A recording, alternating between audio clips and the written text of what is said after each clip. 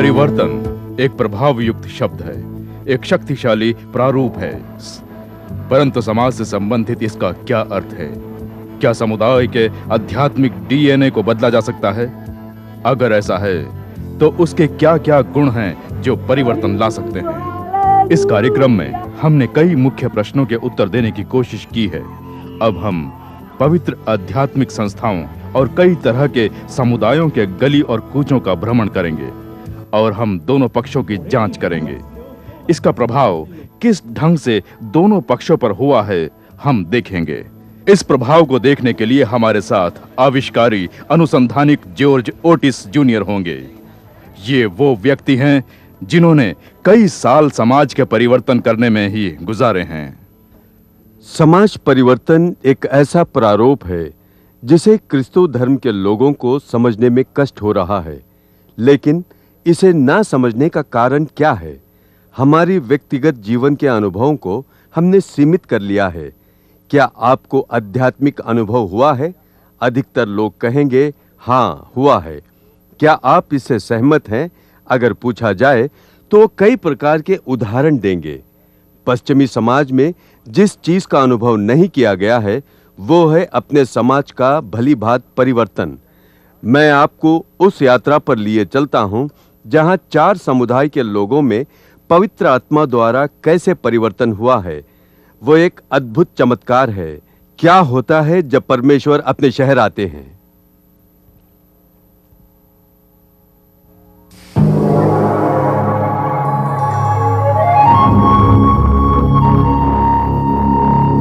ये शहर नशीली दवाओं के लिए दुनिया की राजधानी माना जाता था।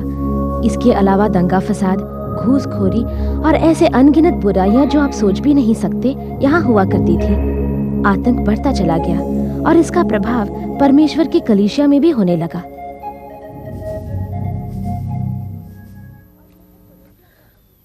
ये है अमेज़न और ये है कोलंबिया का अमेज़न, ब्राजील का अमेज़न, पेरू का अमेज़न है। यही वो जगह है जहां पर कई प्रयोगशालाएं हैं, खासकर कोकीन की प्रयोगशालाएं हैं। मर्सी और रैंडी मैकमिलन 20 वर्षों से काली में नेता की पदवी पर हैं। इन 20 सालों में कम से कम 10 साल नशीली दवाओं के शहंशाह के चंगुल में गुजारे हैं और कठिन अनुभवों का सामना भी किया है, और उन्होंने ये सब अपने घर के पास ही देखा। 1980 में जब काली में नशीली दवाओं का पैसा आने लगा तो कोकीन बेचने वाले शहंशाहों ने मैकमिलन के घर के पास कब्जा जमा लिया और आहिस्ता आहिस्ता आसपास के आलीशान घरों को खरीदना शुरू कर दिया। ए रैंडी, वहां देखो तो जरा, कितनी ऊंची ऊंची दीवारें बनाकर रखी है किसी ने। यहाँ कौन रहता है भाई? वही तो है नशीली दवाओं की शहंशाह। हर महीने 500 मिलियन कोकीन के व्यापार से आमदनी थी, और वो भी विशेष महीनों में नहीं बल्कि साधारण महीनों में। विश्वास ही नहीं होता। अच्छा, उन्हें इतनी आमदनी थी? क्या वो बिल्कुल डरते नहीं थे? हाँ, बिल्कुल नहीं डरते थे। ये जो ऊंची ऊंची दीवारें देख रहे हो ना, ये वही दीवारें हैं। उनकी हिफाजत करती थी और आसानी से धंधा करते थे। और कमाई बहुत होती होगी? हाँ, बहुत होती थी। कई सालों तक कोलंबिया कोकीन के लिए दुनिया का सबसे बड़ा निर्यातक माना जाता था। हर साल हजारों टन कोकीन यूनाइटेड स्टेट्स और यूरोप को भेजा करता था। यूएस ड्रग एनफोर्समेंट एजेंसी ने काली कार्टेल को दुनिया की सबसे बड़ी, अमीर और मानी हुई आतंकवाद संस्था का नाम दिया, जहां पर कई बिलियन डॉलर का कारोबार होता है। उन्होंने सिर्फ काली शहर में अपना अड्डा जमा रखा था। उन्होंने समाज की आर्थिक स्थिति पर तथा राजनीतिक स्थिति पर ही नहीं बल्कि धार्मिक स्थिति पर भी अपना नियंत्रण रखा था। वो बहुत ही भयंकर था। उस समय नशीली दवाइयों के लिए शायद दुनिया में मशहूर था। समझ ले, कार में जा रहे हैं, वहाँ किसी से मुठभेड़ हो गई तो ड्राइवर का बच जाना एक चमत्कार होता था। हमेशा लोगों के दिलों में एक डर और भय रहता था। मैंने खुद अपनी आंखों से 5 लोगों को वहाँ पर मारे जाते हुए देखा है। बहुत सारे पत्रकारों की कोलंबिया में हो रहे माफिया के बारे में लिखने से मौत हो गई। नशीली दवाओं के व्यापार के पैसों के बल पर देश में जरूरी राजनीतिक गतिविधियां होती थी। इसके अतिरिक्त हर चीज का फैसला उन्हीं के हाथों में था। ये भी उन्हीं की जायदाद है। आजादी से घूमने फिरने के लिए काली में जहां इतना आतंक था, इस साक्ष्य ने एक परिवर्तन लाया। ये सब कहाँ शुरू हुआ था? ये कथा दूसरे परिवर्तनों की तरह प्रार्थना करने वालों के दिलों से शुरू हुई, उन स्त्री और पुरुषों के लिए जो परमेश्वर की बातें सुनने में इच्छुक थे।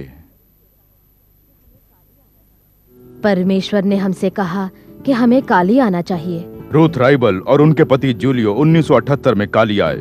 सारे शहर में अंधकार छाया देखकर उन्हें बहुत परेशानी हुई, लेकिन जूलियो को विश्वास था कि यदि परमेश्वर के लोग मिलकर प्रार्थना करेंगे तो शत्रु के चंगुल से छूट जाएंगे।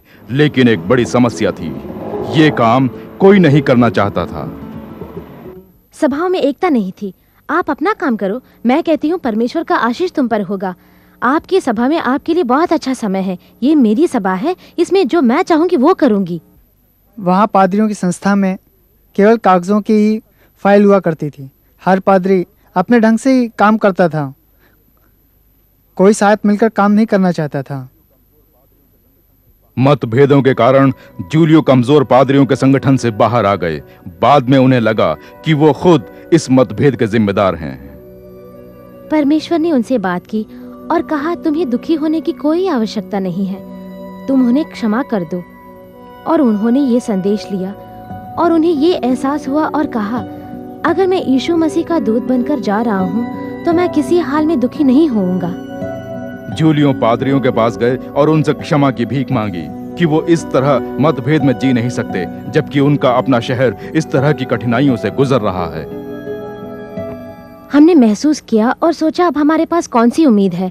हमारे पास सारे अंतर्राष्ट्रीय संगठन थे और कोलंबिया का संगठन भी काली काटल के विरुद्ध था, परंतु कुछ नहीं हुआ। हम बहुत चिंतित थे। हमने प्रार्थना शुरू की और परमेश्वर से हमें प्रार्थना करने का मार्ग दिखाने के लिए कहा और इस तरह वो हमें आध्यात्मिक मार्ग समझाए। परमेश्वर की महिमा उस नगर पर होने के लिए वहां की संस्थाएं आध्यात्मिक गतिविधियों को आसपास में खोजने लगी। हमने एक काम किया। रैंडी ने हमें हुकूमत से मिले हुए सारे नक्शे दिए, जिसमें अलग अलग प्रांत और राज्य के बंटवारे थे। उसी प्रकार हमारी सभाओं को भी छोटी छोटी सभाओं में बांटा गया था। हमने उनसे कहा कि आपकी जो भी समस्याएं हैं वो हम तक पहुंचाएं और हमने उनका निदान करना शुरू किया। काली शहर में जांच पड़ताल करने के बाद उन्हें लगने लगा कि लोग शैतान और आग के चंगुल में बुरी तरह फंसे हुए हैं। इस तरह के शैतानी चुंगल में धार्मिक लोग भी फंसे हुए थे। इस तरह की शैतानी शक्तियों ने उन्हें और ताकतवर बना दिया, जबकि वो पहले से ही पैसों की शक्ति रखते थे। जब उन्होंने महत्वपूर्ण जगहों पर लोगों को एकत्र किया और परमेश्वर के वचन को सुनाना शुरू किया, तब काली के पादरियों को लगा कि ये सब परमेश्वर की महिमा है। पहले पहले ऐसे लगा कि ये एक बहुत बड़ी समस्या है और इसका कोई फायदा भी नहीं हुआ। लोग नहीं आएंगे और बहुतों ने इसका विरोध भी बहुत किया और हमारे नेताओं ने हिम्मत इसलिए की क्योंकि ये परमेश्वर की इच्छा है।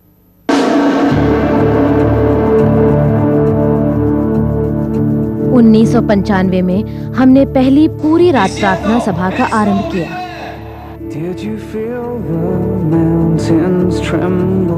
सिद्धांत और शक्ति के विरुद्ध प्रार्थना की, एकजुट होने की प्रार्थना की, ये सोचकर कि उसे देखने परमेश्वर सभा में आएंगे। उस समय के मेयर प्लेटफॉर्म पर आए और काली के लिए प्रार्थना की और कहा कि काली यीशु मसीह का है। उन शब्दों को जब क्रिस्तों ने सुना, वो भी एक मेयर के मुंह से, तो उन्हें विश्वास हो गया कि पवित्र आत्मा इस नगर की सुरक्षा अवश्य करेगी। इस घटना के 48 घंटों बाद पत्रिकाओं में आने लगा नरहत्या बंद। जैसा कि सबको याद है, काली शहर में एक पहला सप्ताह ऐसा गुजरा था जब किसी की हत्या नहीं हुई, जबकि उस शहर में 15 लोग हर रोज मारे जाते थे। इस प्रथम प्रार्थना सभा के बाद सब मिलजुल कर प्रार्थना करने लगे और इसके बाद इसका फल भी हमें मिला। 10 दिन बाद पहला माफिया सरगना पकड़ा गया और परमेश्वर ने शहर का रूप बदल दिया।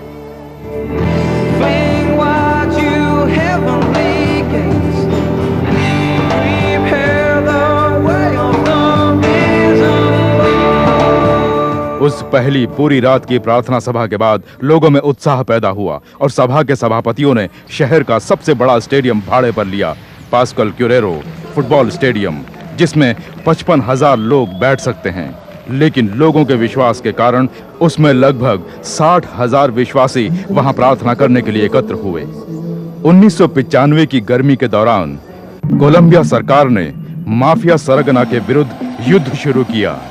6,500 सिपाहियों को काली शहर के कार्टल्स के नेताओं को पकड़ने के लिए नियुक्त किया।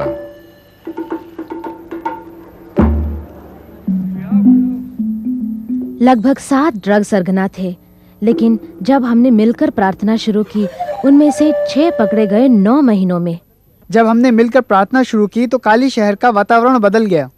जूलियो राइबल की परमेश्वर के कार्यों को देख अपने घर के पीछे बसे लोगों से दुश्मनी हो गई और एक पड़ोसी ने जायदाद के झगड़े की वजह से इन्हें मारने की धमकी भी दी। तब जूलियो ने कहा, मैं उपवास करूंगा और प्रार्थना करूंगा, तब देखता हूं कि क्या होता है। उपवास के तीसरे दिन परमेश्वर ने उससे कहा कि वो तुम्हें बहुत तकलीफ पहुंचाएगा, लेकिन इससे कुछ नहीं होने वाला। अभी जो हम काम करने जा रहे हैं बहुत ही खतरनाक काम है। पादरी संगठन के साथ उनकी मीटिंग हुई, मतलब उनके बोर्ड के साथ। दोपहर 2 बजे तक दूसरे पादरियों के साथ मैं वहां इंतजार करता रहा। यहीं पर छोड़ने के लिए कहा। ड्राइवर बार बार कह रहा था, मैं दरवाजे तक छोड़ दूंगा और तुम्हारा इंतजार करूंगा। उस वक्त डैडी ने कहा, मुझे यहीं छोड़ दो, मैं चला जाऊंगा। वो बाहर निकलकर चर्च की तरफ जाने लगे। एक झाड़ी के पास 2 गुंडे इंतजार कर रहे थे।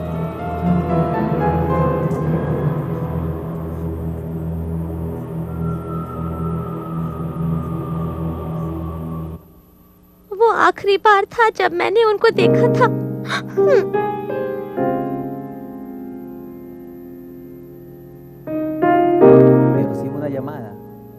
मुझे एक फोन आया। उन्होंने बताया कि जूलियो को मार दिया गया है। मैंने कहा, यह कैसे हो सकता है? वो कैसे पादरी को मार सकते हैं? वो जख्मी होंगे, ये सोचकर मैं वहां पर गया तो जूलियो बच्चों की तरह वहां लेटे हुए थे, फुर्तीले, होनहार, जो कभी खामोश नहीं बैठा करते थे। जख्मी हालत में सर से उनके खून बह रहा था और वो जमीन पर लेटे हुए थे। जब उन्होंने पहली बार बताया तो मुझे शक हुआ, मुझे यकीन नहीं हो रहा था। जब मैं वहां गई तो रास्ते में वो पड़े हुए थे और उनके सर से खून बह रहा था जहां पर गोली लगी थी। तब मुझे पवित्र आत्मा की वो वाक्य याद आए, पवित्र लोगों की मृत्यु परमेश्वर के लिए अनमोल है। जैसे मैं बाहर आई और उनके करीब बैठी तो मुझे लगा कि मैं एक पवित्र स्थान पर हूँ। तब मैंने कहा, हे परमेश्वर, तू जानता है कि हमारे दिलों में क्या है, लेकिन मैं कहूँगी जो कुछ भी हुआ अच्छा हुआ। जो तू चाहता था वही हम भी चाहते हैं। अचंभे में पड़े हुए परमेश्वर के इरादों को समझने की कोशिश करते हुए हुई घटना पर सैकड़ों की तादाद में जूलियो के शव पर ख्रिस्ती लोग जमा हुए, यहाँ तक कि वो पादरी भी जो आपस में बातचीत नहीं करते थे।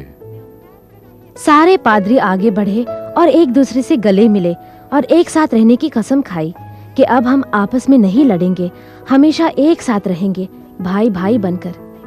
आज यही इकाई बढ़कर 200 पादरियों की हो गई है और शहर की बड़ी बड़ी जगहों पर प्रार्थना सभा का आयोजन करते हैं। ये बात सारे शहर में परिवर्तन ले आई। घूसखोरी बहुत हद तक कम हो गई और शहर में कोकीन बेचने वालों का राज खत्म हो गया। यहाँ देखिए, अब शहर में 60,000 लोग आए हैं प्रार्थना करने के लिए कि परमेश्वर अपना कार्य जारी रखे जो पिछले 36 महीनों से करता आ रहा है। हजारों की संख्या में लोग जब स्टेडियम में प्रार्थना करने आए तो 15,000 लोगों को मजबूरन स्टेडियम से बाहर निकालना पड़ा और वो लोग स्टेडियम के बाहर खड़े होकर प्रार्थना करने लगे। जो आप आज स्टेडियम में देख रहे हैं वो एक चमत्कार है। कुछ साल पहले इस तरह जमा होना एक अनहोनी बात थी। परमपिता परमेश्वर अपने घर से बाहर आ रहा है और हम उससे मिलने जा रहे हैं। आज कोलंबिया शहर में यही हो रहा है। अमेरिका, यूरोप और सारी दुनिया वालों को देखने दो और देखना है कि आज परमपिता परमेश्वर आज के दिन क्या करने वाला है। And we can see that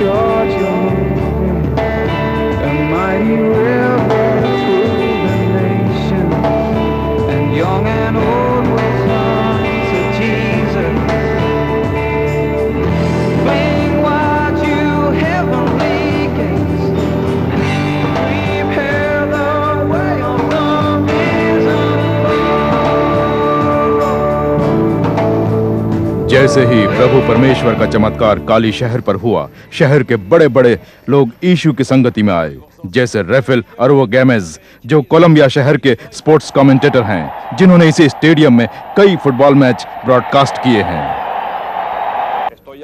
मैं आज यहाँ इसीलिए आया हूँ क्योंकि 6 महीना पहले मैं यीशु के पास आया और उसे अपना मसीहा बनाया। उस दिन से मैं उनकी प्रार्थना करता रहा। ये उत्साह जो आप देख रहे हैं, इसमें और एक फुटबॉल मैच में क्या फर्क है? इसकी कोई तुलना नहीं है। फुटबॉल खेल में हल्ला गुल्ला और चिल्लाना होता है और यहाँ दिल से आनंद लिया जा रहा है। पिछले 6 महीनों से आप बहुत खुशी महसूस कर रहे हैं ना? हाँ, महसूस कर रहा हूँ। हाँ बिल्कुल, मैं बिल्कुल बदल गया हूँ। मैं बहुत खुश हूँ और ये एकदम अलग जिंदगी है। क्या आपको आनंद आ रहा है? मुझे बहुत आनंद आ रहा है और मैं यीशु की प्रशंसा करता हूँ। मैरियो जेनेट एक माने हुए वकील और वक्ता हैं, जिनके रेडियो प्रोग्राम सारे लैटिन अमेरिका में सुनाई देते हैं। सुकून की तलाश में वो कई जगहों पर घूमने के बाद यहाँ यीशु के घर आए। उस वक्त से मुझे महसूस होने लगा और एक सुकून सा मिलने लगा। मुझे पता है कि मैं आध्यात्मिक बच्चा हूँ। इसका समाधान मुझे बाइबल में मिला और मुझे लगता है कि मैंने जिंदगी के 41 साल गंवा दिए, लेकिन मैं जानता हूँ कि परमेश्वर ने मेरे लिए एक योजना बनाई है। मुझे परमेश्वर पर पूरा विश्वास है, के माध्यम से परमेश्वर की सेवा करने का है। मैं समझता हूँ कि परमेश्वर मुझसे कह रहा है, ये नहीं कि तू जो चाहता है मिला या नहीं, सच ये है मैं जो चाहता हूँ वो हुआ। मैं कहता हूँ हाँ ये सच है। हे परमेश्वर, जो तू चाहता था वही हुआ। मुझे अपना ले, मैं तेरी सेवा करना चाहता हूँ। भटकते हुए लोग अचानक इस जगह पर आने लगे। यहाँ हमारे लिए क्या है? हम कहाँ जा रहे हैं? क्या आशा है यहाँ? यहाँ पर घूसखोरी है तो वहाँ धोखा है। जिस तरफ भी जाओ अंधकार है। और अचानक वो कहने लगे, इसका कोई तो हल होगा। अवश्य होगा जब आप सभा में आएंगे। इसका हल है और एक विस्फोट सा होने वाला है। शहर के माननीय लोग प्रार्थना की पवित्रता को मानने लगे। सरकारी अधिकारी पादरियों के संगठन के अध्यक्ष से कहने लगे, सुनिए, आप जैसे लोगों की सरकार को जरूरत है। आप जैसे ईमानदार लोग मुझे चाहिए। मेयर ने भी बताया है कि आप हमारे समर्थन कर रहे हैं और आजकल वो गिरजाघरों की तरफ बहुत सद्भावना के साथ देखते हैं और बताया हम आपसे स्टेडियम का पैसा नहीं लेंगे क्योंकि आप हमारा समर्थन कर रहे हैं। जब वहां की सभाओं ने आध्यात्मिक सेवा करने की काली के लोक मेला में इच्छा प्रकट की, जहां आमतौर पर पीना नाच गाना हुआ करता था, शहर के अधिकारियों ने मान लिया। न केवल 22,000 लोगों के सामर्थ्य वाला स्थान ख्रिस्तों को मुफ्त में दिया, बल्कि उसके विज्ञापन के लिए लाउड स्पीकर और सुरक्षा का भी आयोजन किया। एक नया अध्याय प्रार्थना की पवित्रता का समाज के सारे वर्गों को प्रभावित करने लगा। आजकल हमारे रोजाना की जिंदगी में परमेश्वर को याद करना बुरी बात नहीं है। उच्च वर्गों के लोगों ने इस बात को मान लिया है कि यीशु को मानना जरूरी है और इस बात को बुरा नहीं मानते हैं। इससे पहले वो इस बात का मजाक उड़ाते थे और इस बातचीत के दौरान धर्म के बारे में बात करना बुरा मानते थे। लेकिन आजकल आप परमेश्वर के बारे में बात करेंगे तो वो आपको मदद ही करेंगे। सारे शहर में गिरजाघरों की संख्या बढ़ती जा रही है, वो भी गिनती से अपार। पादरियों से पूछा जाए तो वो कहते हैं कि हमारे पास योजना बनाने का समय नहीं है और हम अपने कार्यों में बहुत व्यस्त हैं और गिरजाघरों की संख्या बढ़ती जा रही है। 35,000 से भी ज्यादा लोगों को चर्च का सामर्थ्य है। हर किसी को एक ही समय पर रविवार के दिन बिठा नहीं सकते, इसलिए हमने 7 सभाओं का आयोजन किया है। एक सुबह 7 बजे, दूसरा 9 बजे, तीसरा 11 बजे और फिर 1 बजे, 3 बजे, 5 बजे और शाम के 7 बजे। ये गिरजाघरों के लिए चमत्कार हो गया है। ऐसा ही शहर के दूसरे गिरजाघरों में हो रहा है? हाँ, ऐसा दूसरे चर्चों में भी हो रहा है। काली का हर चर्च बढ़ रहा है। परमेश्वर की प्यास हर जगह है। मेरे कहने का मतलब बसों में, गलियों में, कहीं भी किसी से भी परमेश्वर के बारे में बात कर सकते हैं। गिरजाघर के नेताओं ने इस बात को मान लिया है कि ये सब आध्यात्मिक प्यार, बार बार प्रार्थना करना और उनका एकजुट होना, ये सब जारी रहेगा। पश्चाताप और गलतियां सुधारना लोगों को परमेश्वर की ओर ले जा रहा है। अब मुझे लगता है कि सभाएं एकजुट हो गई हैं। ये बात नहीं है कि लोगों की समस्याएं ही लोगों को करीब लाई है, बल्कि परमेश्वर स्वयं शहर में आ रहे हैं। ये बहुत ही अच्छी बात है कि परमेश्वर ने काली शहर को चुना है, जिस पर गंदे लोगों का और बदमाशों का राज था। घूसखोरों का राज था। वहां जाने की किसी की हिम्मत नहीं होती थी, लेकिन परमेश्वर ने उसी शहर को चुना।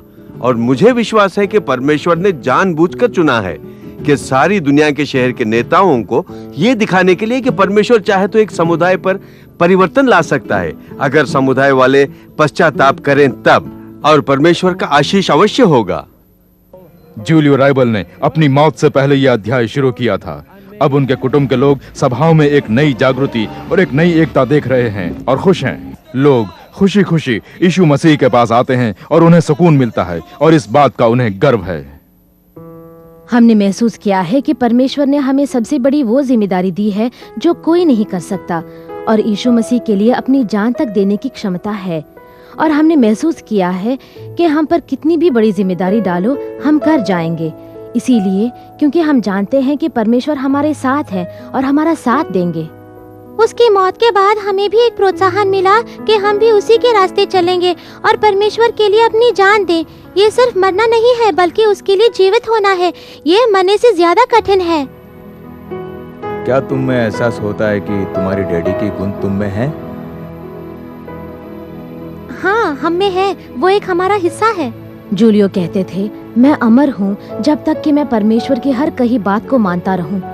और अगर जूलियो से पूछा जाए कि ये ठीक था, वो हाँ कहेंगे, इसलिए कि उसका हृदय वही था। हर किसी ने इसे नामुमकिन समझा, पर हर किसी ने सोचा कि ये मनुष्य के बस की बात नहीं है। आज की शाम मैं परमेश्वर के सामने साक्षी हूँ कि परमेश्वर के लिए कोई चीज असंभव नहीं है, बिल्कुल असंभव नहीं है। मुझे लगता है परमेश्वर कुछ नया कार्य कर रहे हैं, केवल काली शहर में नहीं, बल्कि कोलंबिया में ही नहीं, बल्कि धरती के हर कोने पर। और यही चीज आने वाले वर्षों में सभा देखेगी, और मैं उसका एक हिस्सा बनना चाहता हूं।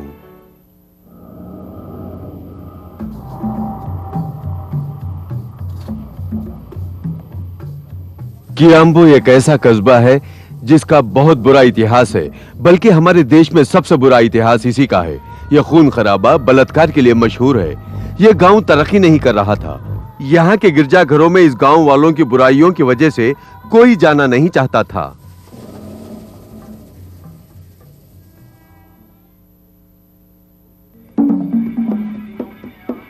उन्नीस 1980 के आसपास नैरोबी के हाथे में बसा ये गांव कीनिया का सबसे खतरनाक और बुरा गांव माना जाता था। गिरजाघरों के बजाय शराब के अड्डे, तवाइफों के घर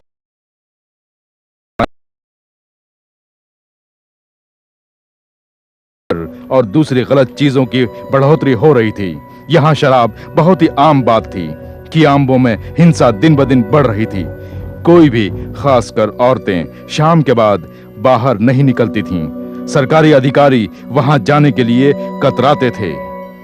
65,000 की आबादी वाले इस गांव में लाख कोशिशों के बावजूद कुछ दर्जन लोगों के चर्च में कोई नहीं आता था। जैसा कि एक परेशान पादरी का कहना है कि हम प्रार्थना तो करते हैं, लेकिन यहाँ के लोगों को बचा नहीं पा रहे हैं। परमपिता परमेश्वर ने 1988 में मुझसे और मेरी पत्नी से बात की और कहा कि कियाम्बो जाकर एक चर्च बनाओ। वो परमपिता का आदेश था। थॉमस और मार्गरेट मूतिस परमेश्वर के कियाम्बो जाने के आदेश पर इतना खुश नहीं हुए। वो जानते थे कि इस भयानक कस्बे में चर्च बनवाना इतना आसान नहीं है। हकीकत तो ये है, मंत्रालय के साथियों ने नैरोबी में वहां जाने के इरादे को पागलपन समझा, और ये कहते हुए वो झिझके नहीं। लेकिन मूतिस को एहसास हुआ कि सफलता पाने के लिए उन्हें कियाम्बो में आध्यात्मिक लोगों के माध्यम से सफलता पानी थी। जैसे बाइबल में कहा गया है, एफिसियंस 6:12 में, हम मांस और रक्त के विरुद्ध नहीं लड़ते, बल्कि अधिकार के विरुद्ध और सिद्धांत के विरुद्ध लड़ते हैं। इसलिए गांव के लोग हमारी समस्या नहीं है। हमारी समस्या वहां के लोगों को भड़काने वाले शैतान की है, जो इन मासूम लोगों को बुरे रास्ते पर लिए जा रहा है। 6 महीनों तक मूतिस ने अपने आप को कठिन परिश्रम और प्रार्थना में डुबोए रखा। तो हमने परमेश्वर से पूछा, इसकी वजह क्या है? हमने प्रार्थना की, हमने उपवास रखा। तब परमेश्वर ने उस जगह पर एक अपवित्र आत्मा का साया मंडराते दिखाया। खोज करने के बाद उन्हें पता चला कि ये सारी चीजें कियांबो में रहने वाली एक शक्तिशाली औरत की वजह से हो रही है, जिसका नाम है मामाजन। हालांकि वो एक ख्रिस्ती होने का दावा करती है और उसने अपने तांत्रिक घर का नाम इमैनुअल क्लिनिक रखा था। उसका धंधा जादू मंत्र को भगाना था। मामाजन के ग्राहकों में कस्बे के बड़े बड़े बिजनेसमैन और राजनेता थे जो अपना भविष्य जानना चाहते थे। कियांबो दुष्ट शक्तियों के चंगुल में फंसा है समझने के बाद मूतिस ने परमेश्वर से प्रार्थना करनी शुरू कर दी। 6वें महीने के आखिर में हम लोगों के मन में विश्वास जगा और वो तांत्रिक शक्ति उस कस्बे से टूटती नजर आई।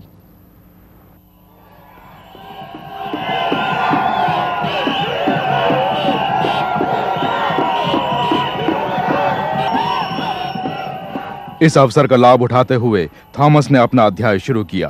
पहले हफ्ते के आखिर तक 200 से ज्यादा लोग यीशु मसीह को अपना दिल दे बैठे।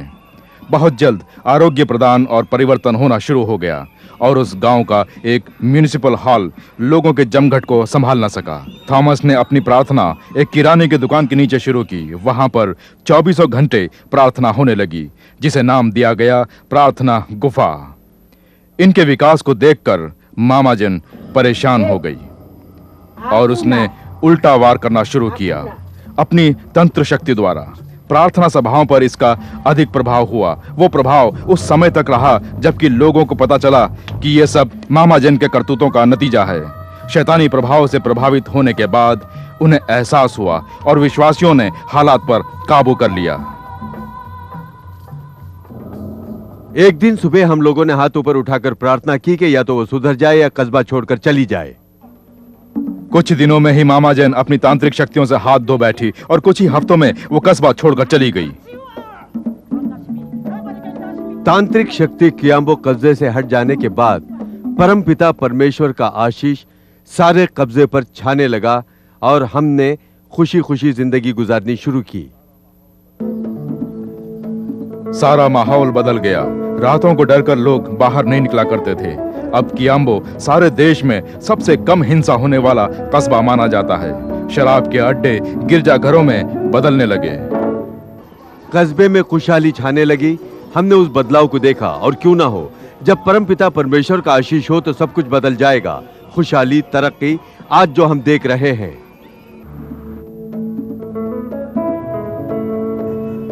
अब कियांबो एक अच्छा नाम है। नैरोबी में लोग वहां घर बनाने के लिए तड़पते हैं और यहाँ की आबादी 30% बढ़ गई है।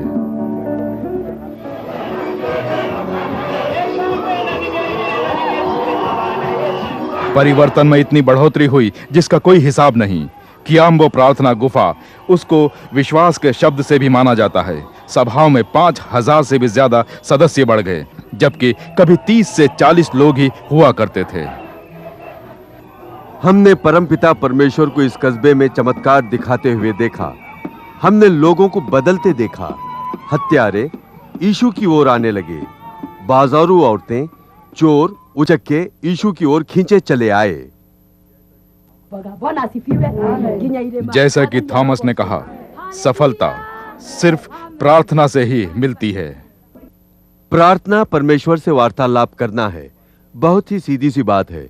परमेश्वर से बात करना जिसमें हालात बदलने की शक्ति है। आजकल इस कस्बे में इतनी प्रार्थना होती है, जो हमने हासिल किया है उसे संभालने और बढ़ाने के काम में आती है।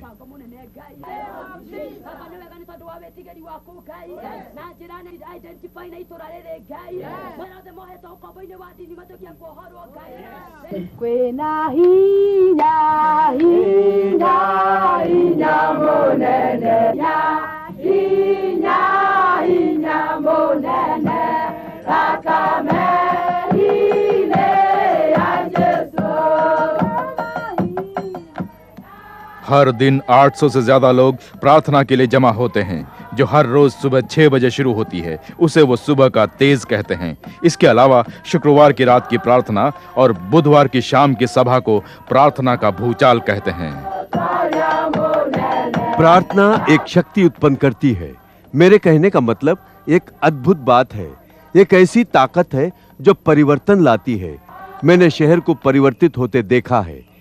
अगर परमेश्वर कियांबो में परिवर्तन ला सकते हैं तो दुनिया के किसी भी कोने में परिवर्तन ला सकते हैं।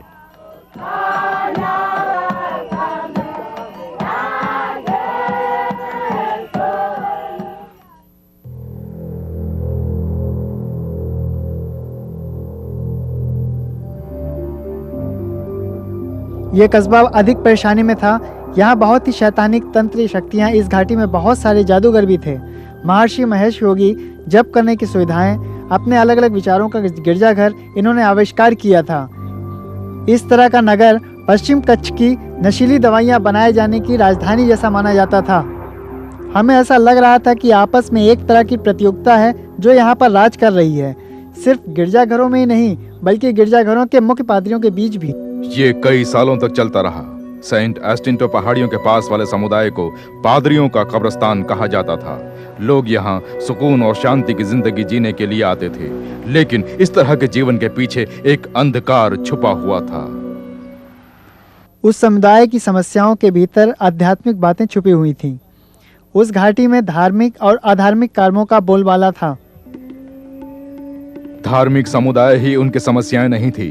अड़ोस पड़ोस के युवक दलों ने सेंट यासिंटो के गांव को घेर रखा था। पादरी गॉर्डन हॉस्टन्स के सेंट यासिंटो के परमेश्वर की सभा उसी गली में थी जहां उस कस्बे के खतरनाक दल हुआ करते थे। वहां के बच्चों के बाप दादा उस पहली स्ट्रीट के दल के सदस्य हुआ करते थे और यह सिलसिला पीढ़ियों से चला आ रहा था। पहली गली में इतना खतरा था कि पुलिस भी बिना किसी पक्ष के जाने से मना करती थी। आधी रात को हमें एक फोन कॉल आया, लगभग सुबह 2 या 3 बजे के आसपास। गॉर्डन को पहला अनुभव तब हुआ जब उस दल वालों ने गॉर्डन के गिरजाघर को एक ही रात में तबाह कर दिया और उसके अंदरूनी हिस्सों में बहुत सारा खून दिखाई दिया। मेरा मतलब बहुत ज्यादा खून था।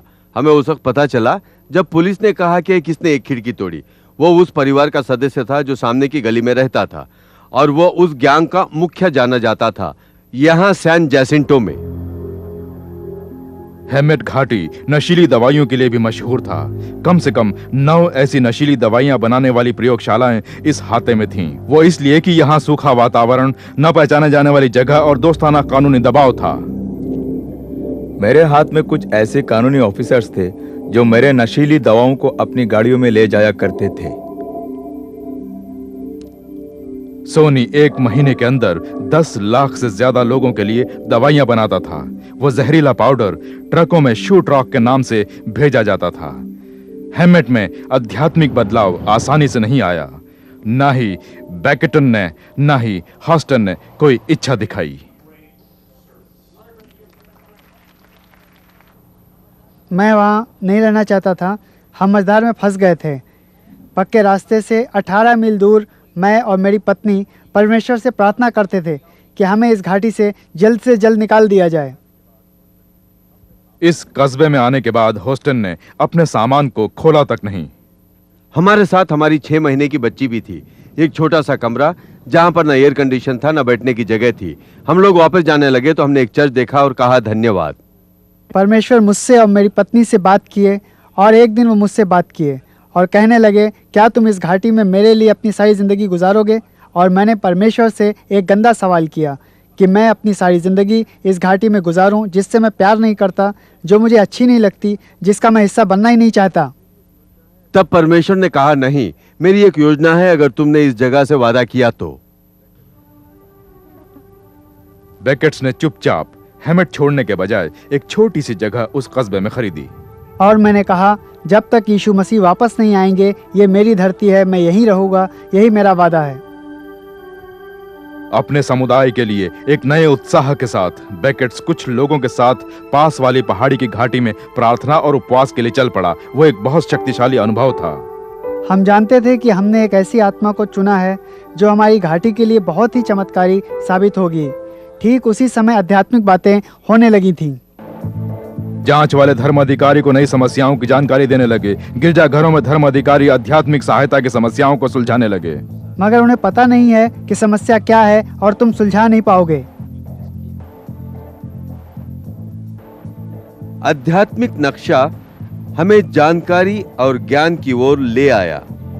अगर मैं अपनी जगह बलवान हूं और मुझ में शक्ति है तो परमपिता परमेश्वर मुझसे जरूर बात करेंगे।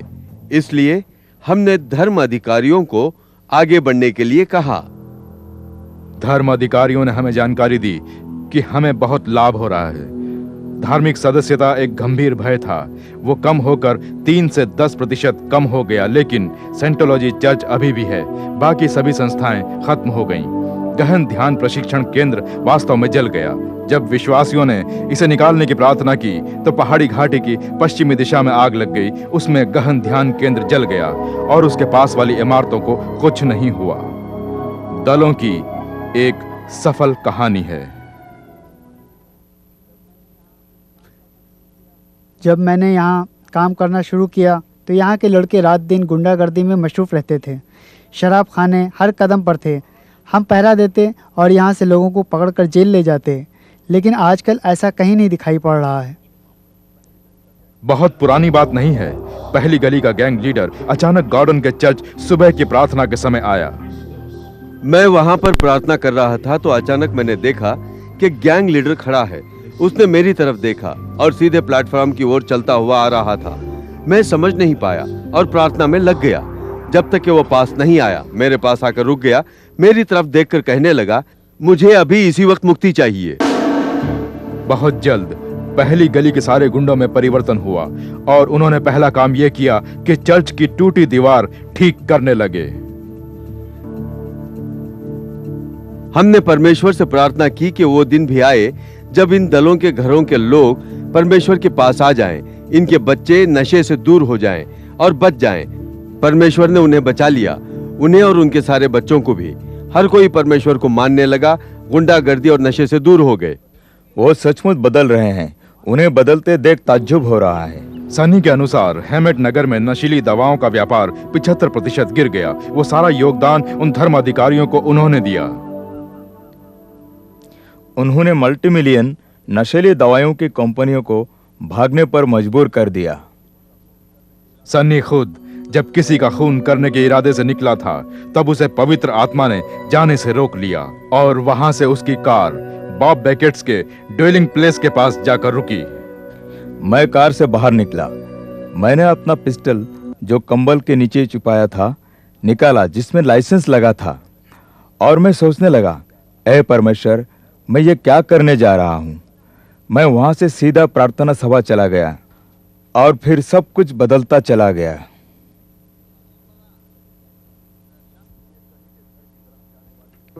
ये सनी के घर की तरफ जाने वाली पहली यात्रा थी। ये यात्रा उसे प्रार्थना द्वारा मिली थी।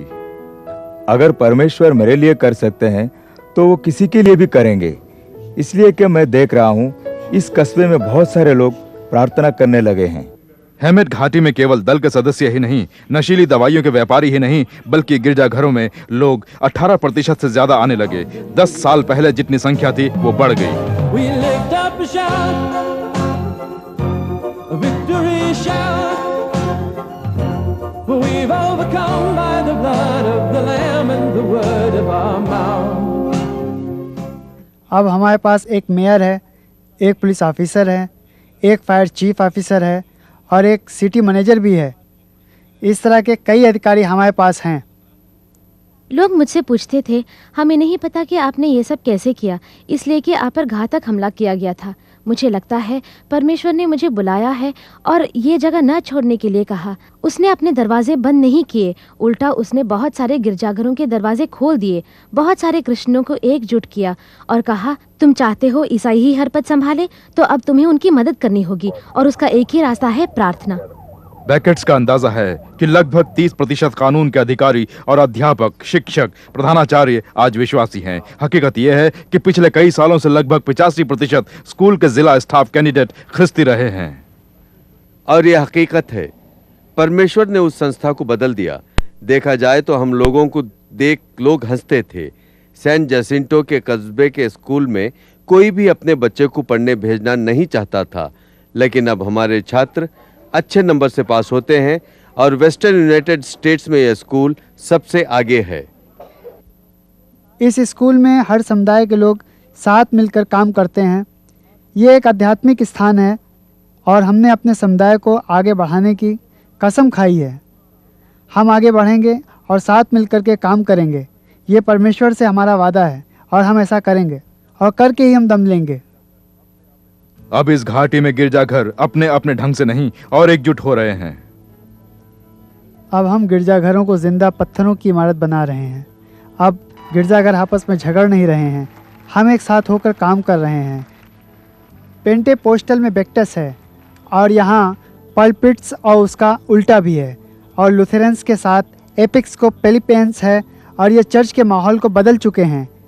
और अब ये कच्ची डोर नहीं बल्कि एक मजबूत कपड़ा है। हाल ही में कई दर्जन हैमेट इस हाथे के चर्च ने मिलकर विश्वास का कारवां आयोजित किया है, जहां पर समुदाय के हजारों लोगों को मुफ्त में खाना, कपड़ा और दवाइयां मिली, और सबसे बढ़कर परमेश्वर का प्रेम। मेरे विचार से यह हमारी घाटी में कुछ सालों के अंदर ही हुई घटना है। यही ये चर्च का करिश्मा है। चार दीवारी के अंदर बैठकर प्रार्थना करना ही नहीं, बल्कि बाहर जाकर लोगों की जिंदगी को सुधारना भी हमारा काम है। इससे प्रभावित होकर 300 से ज्यादा लोग यीशु को अपना हृदय दे बैठे। ये इतना अद्भुत है, मैं तो खुशी से पागल हो गया इतने लोगों को यहाँ पर देखकर और उनका उत्साह देखकर। ये केवल एक चर्च का काम नहीं, बल्कि सारे गिरजाघरों का काम है। परमेश्वर के सामने यह हिसाब नहीं होगा कि हमने अपने चर्च को कैसे संभाला, लेकिन मुझसे यह पूछा जाएगा कि मैंने अपने शहर को कैसे संभाला। और अब हमारे शहर का पूरा वातावरण बदल गया है। अब हमें पता चला कि चर्च बनाने से बढ़कर लोगों की ज़िंदगी बनाना ज़रूरी है। सिर्फ चर्च बढ़ोतरी की बात नहीं है, एक राज की बढ़ोतरी की बात है। हेमेट आज एक बेहतरीन कस्बा है जो कभी नहीं हो सकता था। हेमेट अवश्य परिवर्तन की तरफ बढ़ रहा है, परिवर्तन हो रहा है। आज का समुदाय वो पुराना वाला समुदाय नहीं रहा।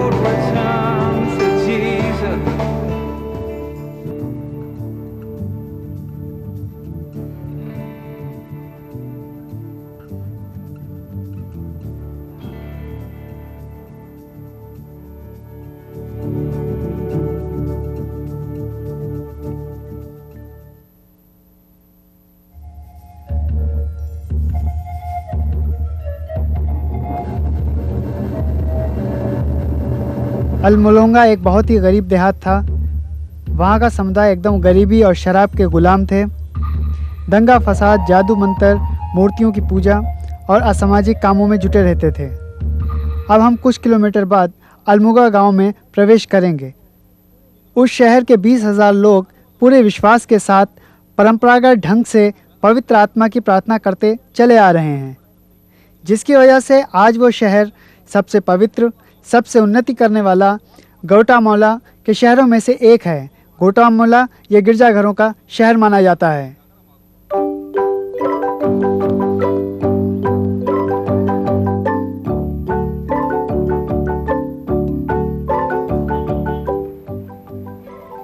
अल्मोलोंगा को दुनिया में समुदाय परिवर्तन की एक मिसाल मानते हैं। कहा जाता है 10 में से 8 नगर वाले ख्रिस्तो फिर से नया जन्म ले रहे हैं, लेकिन पहले ऐसा नहीं था।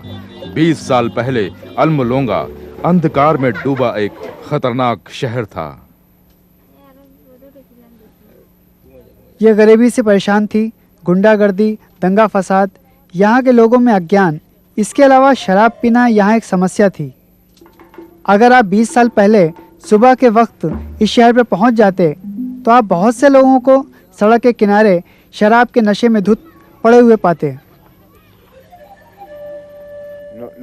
हमारे पास बहुत सारी जेल थी क्योंकि हमारे पास समस्या थी। पुलिस के अध्यक्ष डोनाटो सैंटियागो को अभी भी याद है कि लोग आपस में हमेशा झगड़ते थे। अधिकारियों ने 4 जेल बनाए, उसके बावजूद वो समस्याएं दूर नहीं कर पाए। बहुत सारे कैदियों को पास वाले जेल भेजना पड़ता था। घरेलू झगड़े बहुत ज्यादा हुआ करते थे। जब मैंने एक औरत से पूछा तो उसने कहा कि अगर उसके पति को खाना पसंद नहीं आता था तो वो उसे मार पीट कर घर से बाहर निकाल दिया करता था। पादरी मैरियानो रिस्कहाय, अल्मोलोंगा के आध्यात्मिक अध्यक्ष, उनके साथ भी ऐसी ही कुछ यादें हैं। मैं बहुत दुखी हो जाता था। मेरे पिता कभी कभी 50 दिनों तक लगातार शराब पीते थे। हमें पेट भर खाना तक खाने को नहीं मिला करता था। मेरे माँ बाप जो पैसा होता उससे शराब पी लेते थे। अपने दुखों से छुटकारा पाने के लिए उस कस्बे के लोग वहां के देवताओं की पूजा करते थे, जैसे पैस्क्यू बैलून, जिसे मृत्यु का देवता मानते थे। मैक्सिमोन एक शक्तिशाली आत्मा थे। मैक्सिमा को लोग बहुत ज्यादा भाव देते थे। 500 साल पहले स्पेन से घुटमला आए और उन्होंने देखा कि वहाँ के लोग चीजों के साथ समझौता करते थे, लेकिन एक चीज के साथ कभी समझौता नहीं करते थे, और वो था मैक्सिमो। वो उनके लिए बहुत बड़ा देवता था।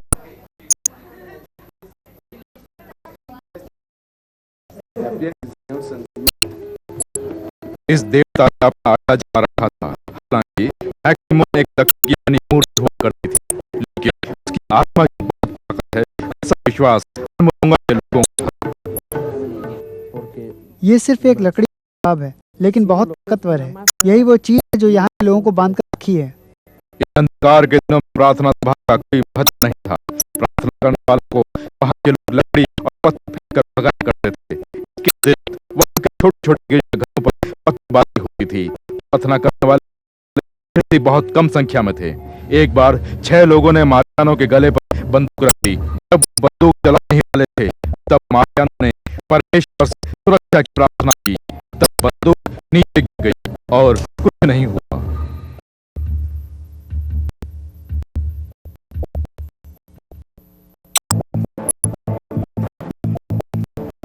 मौत से छुटकारा पाने के बाद मारियानो और एक सहाय अपने गुट के साथ प्रार्थना में जुट गया। समय था जब उसे हिंसा के खिलाफ, गरीबी के खिलाफ और अंधविश्वास के खिलाफ आवाज उठानी थी। उन्होंने अपने दोनों हाथ परमेश्वर की तरफ उठाकर प्रार्थना की। तब उन्हें अद्भुत शक्ति परमेश्वर से प्राप्त हुई।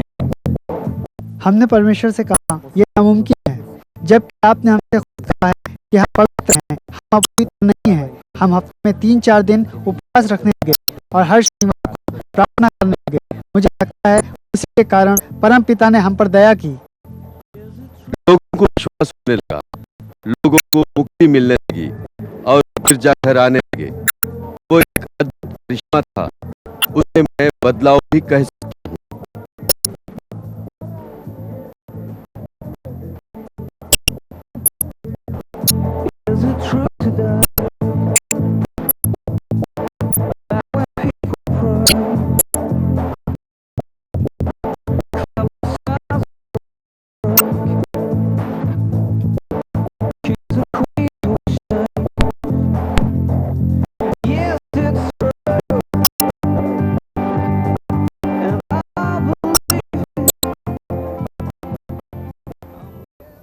सबसे बड़ा चमत्कार तब हुआ जब टेरेसा नाम की एक औरत को मुक्ति प्रदान हुई। डॉक्टर ने कहा था कि उसके पेट में फोड़ा है, तो उसके अंदर के भागों को सड़ा रहा है। मुझे बहुत दर्द होता था। मैं चल नहीं पाती थी। मेरा सारा बदन जल गया था। मैं खा नहीं पाती थी। वो बहुत बीमार थी। दिन पर दिन उसकी हालत बढ़ती जा रही थी। हमसे कुछ भी नहीं हो पा रहा था। हम उसकी मौत का इंतजार कर रहे थे, क्योंकि हमारे पास कोई उम्मीद नहीं बची थी। घर में काफी लोग जमा थे और उस पड़ोस वाले बाहर खड़े थे। कोई सोच रहा था कि वो मर रही है। चारों तरफ मौत की बू आ रही थी। उन्होंने मुझे ताबूत बनाने के लिए बुलाया और मैं जाते वक्त परमेश्वर से प्रार्थना की। मैंने उसके बिस्तर के करीब जाकर कहा, मैं तुमसे यीशु मसीह का नाम लेकर कहता हूँ, उठ जाओ। और वो तुरंत बिना किसी बीमारी के खड़ी हुई। मुझे एक गर्मी आई और मैंने एक रोशनी अपने ऊपर देखी। अपनी आंखें खोली तो पादरी को सामने पाई। वह करिश्मा देखने के बाद मैं, मेरी माँ और मेरे सारे भाई बहन सब परिवर्तित हो गए। ऐसे अद्भुत करिश्मों को देख सैकड़ों की संख्या में लोगों ने अपना हृदय यीशु को दे दिया। जब लोगों ने देखा कि प्रार्थना लोगों का जीवन बदल रही है, तो वो सोचने लगे। बहुत सारे लोग प्रार्थना की ओर आकर्षित हुए। ये हर किसी के व्यक्तिगत जीवन में परिवर्तन देखा था। अमलोंगा में अब 2 दर्जन से भी ज्यादा चर्च हैं, जहाँ की आबादी 19,000 है। मारियानो और इसका हाथ के चर्च में 1200 लोग बैठ सकते हैं, जो हमेशा भरा रहता है। एक पवित्र आत्मा की मौजूदगी चर्चों की बढ़ोतरी से नहीं नापी जा सकती। अमलोंगा की व्यस्त व्यापारिक गलियों में जब हम घूमेंगे, तो हमें एहसास होगा कि हम में किस तरह का सामाजिक परिवर्तन हुआ है। गलियां और इमारतें बाइबल की जगह के नाम से पुकारी जाती हैं। देखने वालों को यह विश्वास जरूरत से ज्यादा लगता है, लेकिन मारियानो को लगता है कि ये एकदम प्राकृतिक है। आप कैसे कह सकते हैं कि आप परमेश्वर से प्यार नहीं करते, जब आप बता नहीं सकते? क्या पाल ने नहीं कहा, मैं प्रार्थना प्रदर्शन से शर्मिंदा नहीं होता? अमलोंगा कभी शराब के अड्डों, गंदी जगहों से भरा हुआ था। लगभग 36 थे, लेकिन अब सिर्फ 3 रह गए। जब ही शराब पीना बंद हुआ तो आतंकवाद बंद हुआ। इस 20 साल में शहर में आतंक की संख्या कम होती गई। 1994 में अल्मोलोंगा की चौथी और आखिरी जेल बंद हो गई और इस इमारत को फिर से बनवाकर उसे नाम दिया गया हाउस ऑफ ऑनर। वहाँ के पुलिस अधिकारी का कहना है अच्छे दिन आ गए। अच्छा, ये बताइए, क्या आपके शहर में कोई जेल नहीं है? नहीं, कोई जेल नहीं है।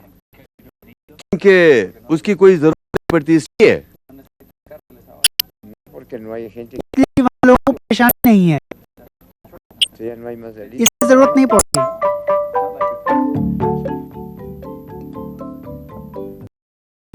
यहाँ तक कि इस शहर में व्यवसाय फिर से जीवित हो उठा।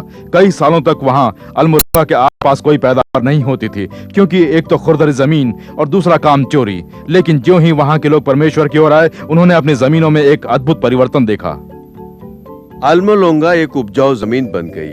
ये इतनी उपजाऊ है जिसका कोई अंदाजा नहीं। यहाँ हर तरह की सब्जियां उगती हैं और यहाँ साल में 3 बार कटाई होती है।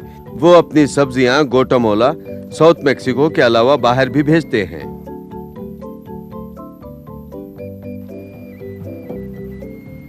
आध्यात्मिक परिवर्तन होने से पहले यहाँ के किसान महीनों में 4 ट्रक भेजा करते थे, लेकिन अब एक हफ्ते में 40 ट्रक भेजते हैं। इसे अमेरिका का सब्जी बागान भी कहा जाता है। अल्मोलोंगा की पैदावार बाइबल के हिसाब से होती है।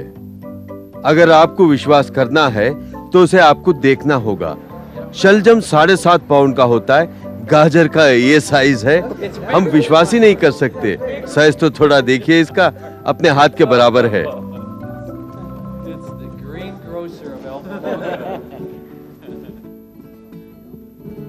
इन सब्जी की आमदनी को देखकर, इस शहर की उपज को देखकर अमेरिका और कई देशों के आविष्कारक अल्मोलोंगा आकर इस राज को जानना चाहते हैं, लेकिन उसका उत्तर वो नहीं है जो वो सोचते हैं। जो तरक्की यहाँ के किसानों को परमेश्वर ने दी है, उपज में बढ़ोतरी की है, वो कोई विज्ञानी बात नहीं है। और यहाँ के किसान हमेशा इस उपज के लिए परमेश्वर की प्रशंसा करते हैं और सदैव करते रहेंगे।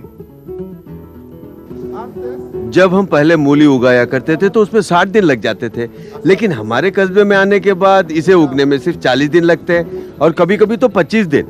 लोगों का विश्वास और जमीन की उपज दोनों को देख सकते हैं आप। और उसी समय यहाँ के लोग यीशु मसीह को अपना परमेश्वर और अपना रक्षक मानने लगे, तब जाकर उन्नति हुई। जब लोग आबाद हुए तब काम करना शुरू किया। जब वो काम करना शुरू किए तो आर्थिक लाभ होने लगा। खेतों में अच्छा काम करने लगे तो खेती ने उनका फल दिया। यहाँ के किसान पैसा देकर बड़े-बड़े ट्रक्स खरीदते हैं और उस पर यीशु के वचन लिखते हैं। ये बहुत ही अद्भुत है और ये समुदाय में प्रार्थना द्वारा परिवर्तन लाने का नतीजा है। अंधविश्वास और बुत परस्ती गायब हो गई। लोगों को प्रार्थना और ईमानदारी की तरफ काम करने को छोड़कर पारंपरिक बुरी चीजें हट गईं और हृदय संतुष्टि से भर गए। यहाँ पर 20 गिरजाघर हैं जो हमेशा भरे रहते हैं और हमेशा लोग प्रशंसा, प्रार्थना और मुक्ति और इस तरह की कई और चीजों में लगे रहते हैं।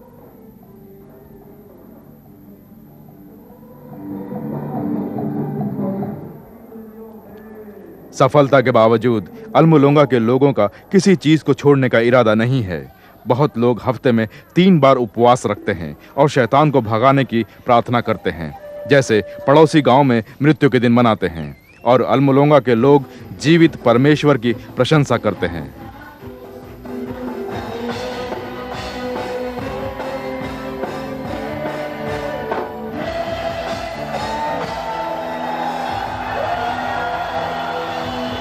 वहां के मेयर ने मार्केट के चौराहे पर 15,000 लोगों की भीड़ का स्वागत किया और कहा कि हमारा शहर फिर से पैदा हो गया। वहां के लोग प्रार्थना सभा को सारी दुनिया में फैलाने की प्रार्थना करते हैं। इसकी कीमत हम पवित्रता और प्रार्थना करके चुकाते हैं। प्रार्थना और उपवास हमारे सिद्धांतों पर सफलता देती है। ये कोई कही हुई बात नहीं है, बस अपने आप को परमेश्वर के सामने समर्पित करने की बात है। मेरे ख्याल से जब हम समुदाय परिवर्तन की बात करते हैं तो हमें अविश्वास से जंग लड़नी पड़ती है, और वो ये है, क्या हमारे परमेश्वर और प्रार्थना सभाएं इतनी शक्तिशाली हैं कि उसका प्रभाव सचमुच हमारे समुदाय पर है और अल्मोलोंगा उसकी एक मिसाल है। और कहते हैं हमारे पास एक ऐसा समुदाय था जहां मूर्तियों की पूजा, शराबखोरी, जादू मंत्र, बिगड़े हुए परिवार थे, लेकिन अब सारा समुदाय परिवर्तित हो गया है और ये हमारे लिए खुशखबरी है। जब परमेश्वर यहाँ परिवर्तन ला सकते हैं तो दुनिया के हर कोने में भी ला सकते हैं। ये एक बहुत ही अद्भुत चमत्कार है जिसके प्रभाव को देखने और प्रार्थना सभा का आयोजन हमारे समुदाय के लिए कैसे करना है वो भी हमें सीखना है, हमारे समुदाय के लिए, हमारे शहर के लिए और हमारे देश के लिए। 1 घंटे से हमने समुदाय परिवर्तन की यात्रा की।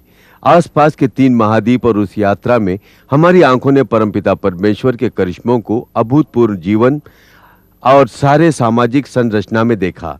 उनमें से कोई भी कहानी बनाई हुई नहीं है, बल्कि एक पवित्र इरादों का दर्पण है। यही रास्ते हैं जो हमें चाहे। हमारी यात्रा ने हमें ये सिखाया है कि हमें किन किन रास्तों को अपनाना चाहिए कि जिससे हमारा समुदाय पवित्र आत्मा की ओर झुक जाए। इसमें शामिल परमेश्वर से मांगना कि वो हमारी भूख बढ़ाए, ऐसी भूख जिसमें वो भी शामिल हो, खासकर एकजुट होना, पवित्रता, विश्वास और सादगी।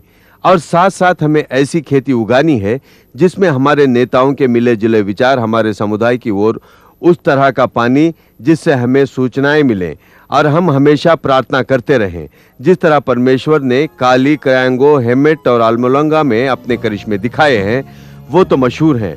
ये केवल कहानी का एक हिस्सा है जो धरती के उस पार भी पहुंच रहा है। We lift up a shout, a victory shout, for we've overcome by the blood of the Lamb and the word of our mouth. We've declared war in the name of the Lord. We've laid down our lives that the triumph of Christ may resound in the earth. We lift up a shout, a victory shout, for we've overcome by the blood of the Lamb and the word of our mouth. We've declared war in the name of the Lord.